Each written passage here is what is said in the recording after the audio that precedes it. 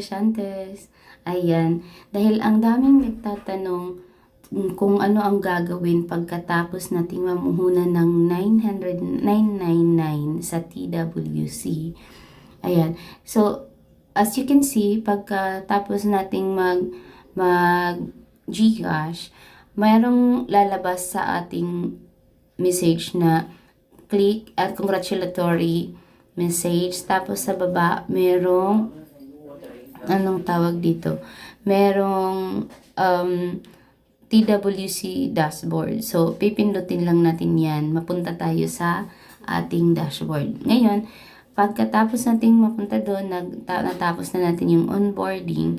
So, para hindi tayo pabalik-balik, ito yung gagawin natin, mga smart negosyantes. So, punta po tayo sa, mag-out kayo doon, punta kayo sa Google, mag-type lang kayo doon ng TWC dashboard. Ayan.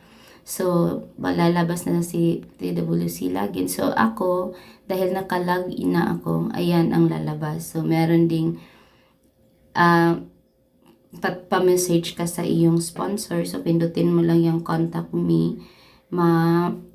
Mag-message yan dun sa sponsor mo. So, ngayon dito, ayan, makikita na natin ang ating dashboard. So, anong gagawin natin? Pindutin nyo lang yung tatlong ano sa gilid. Tapos, hanapin yung add to home screen. Ganyan.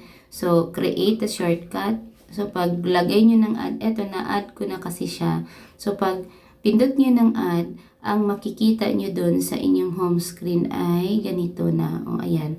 Nandito na. So, kung pipindutin mo siya, diretso ka rin sa iyong home screen. Yun lang, mga smart negosyantes. Thank you.